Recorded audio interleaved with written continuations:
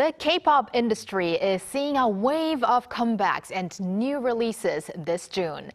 Today, we'll discuss some of the biggest K-pop headlines, music trends, and the upcoming BTS concert in Busan with David Kim, content creator and adjunct professor at Kyungil University.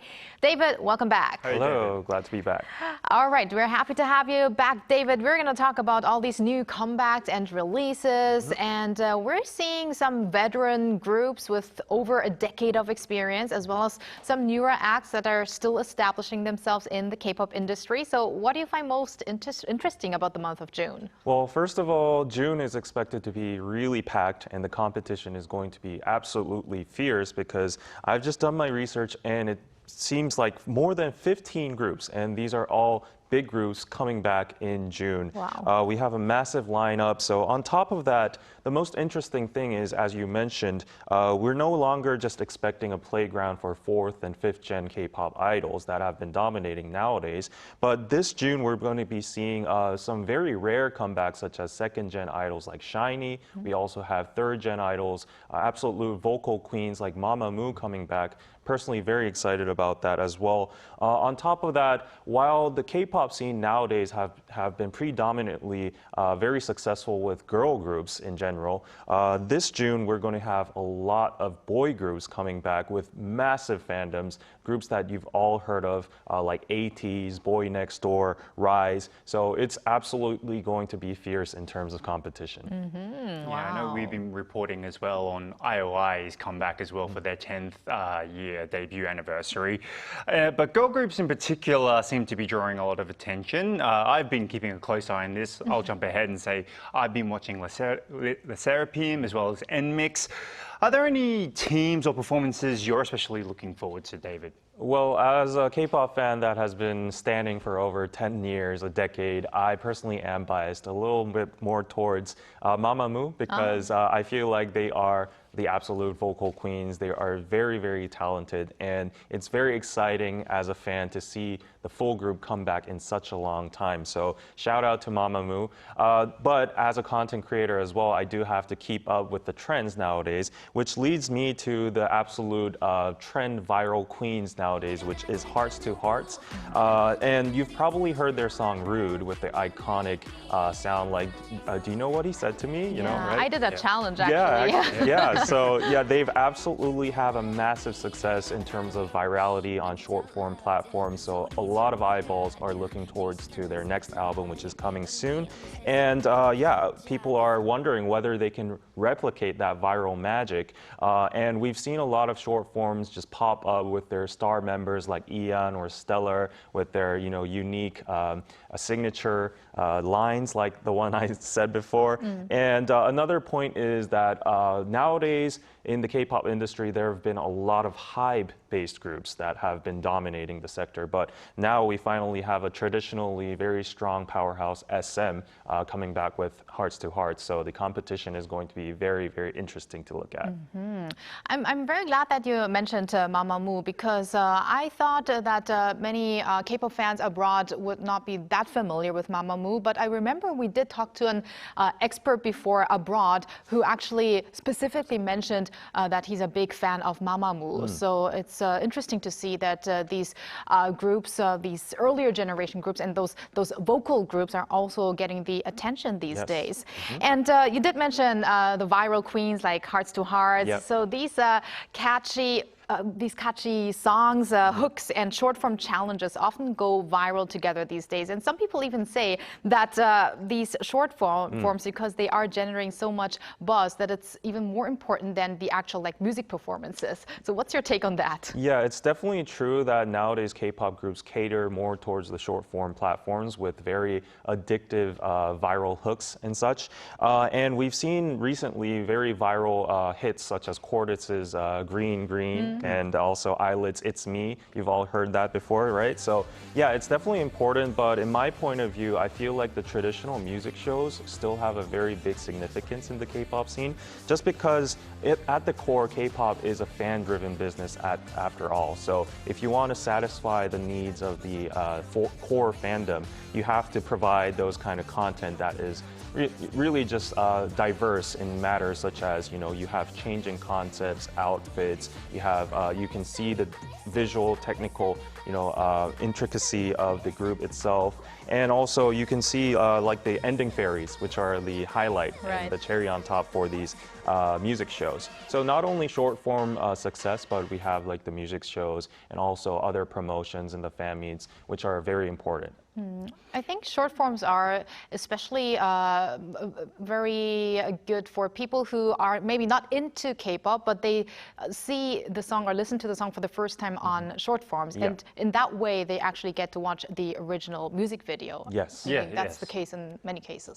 That's actually how I get to know a lot of new bands coming up as well. And sort of talking about this as well, songs, sampling from older songs is not a new thing in music, but K-pop has been doing it recently and with a lot of, let's say, westernized or South Americanized sort of songs, such as LESSERAFIM's Bumpala. Now, it's got a mashup with Macarena, and for those who don't know, that was probably our generation, or my generation of the, let's say, Gangnam Style. That was so long ago. But like, why do you think this strategy is working so well in K-pop right now? Yeah, so as you mentioned, I think it's because of the instant familiarity. As you can see in Walter's response, he was absolutely excited to introduce Macarena. You can already bypass the unfamiliarity and, you can just get used to the song instantly, and there's a lot of nostalgia. A lot of older fans or older people could, get hooked into it very, very quickly. So I think that's one functionality of it. The number two would be the modern reinterpretation. So like, it's very interesting to see old songs like Macarena being revived and adapted into a K-pop concept. As BTS RM said, K-pop is like bibimbap. You mix all the genres with old and new, different languages. So LESSERAFIM with Bumpala is definitely doing something like that. So for the newer fans, for the Gen Z, for the Gen Alpha that are listening to this, that have never known what Macarena is, they're getting a new reinterpretation. It sounds very fun and trendy at the same time.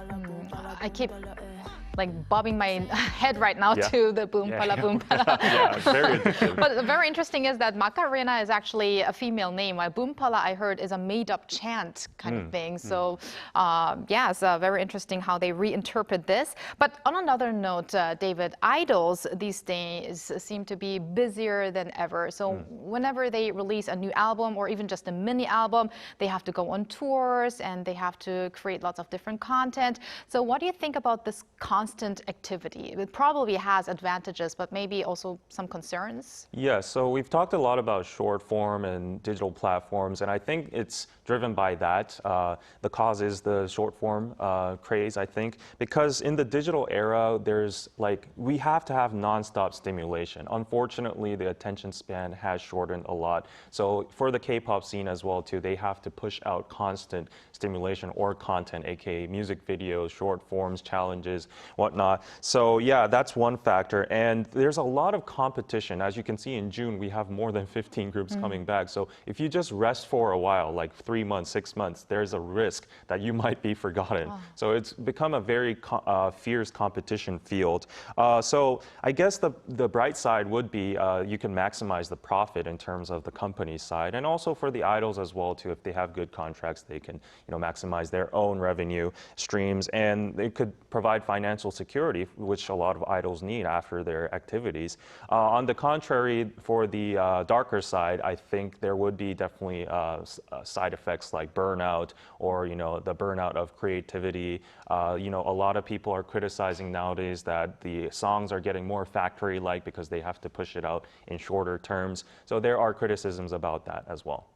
Yeah, so I've noticed with short form as well that once something small goes viral, all the fan pages post it, and you've suddenly got a reel full of the same post, which you can't escape from. But I guess that's just more publicity for the groups and the agents themselves. But let's move on to BTS. Now, David, you were lucky to go see them live in Seoul, but you are a Busan boy, actually. And that's what is coming up very soon after they just had a very good, very successful North American tour. Now, the Busan concert is ready and just around the corner. So looking at recent BTS-related news, what has surprised you the most? I think the last time you went to Goyang, right? Yes, That's the last concert. I went to their first concert, and now I'm going to the Busan one. Very, very lucky. But what surprised me the most from the world tour that's been going on so far is definitely that scene at Mexico, the palace we've all seen together, and also Las Vegas lighting up all in red with all the BTS signs.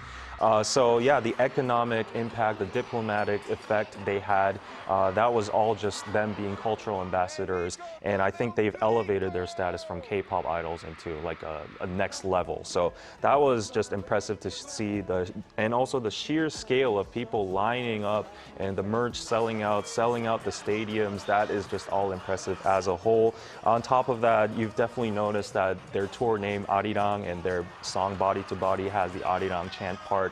And armies and fans all over the world memorizing the lyrics of Arirang and singing it all over the world is just crazy if you think about it.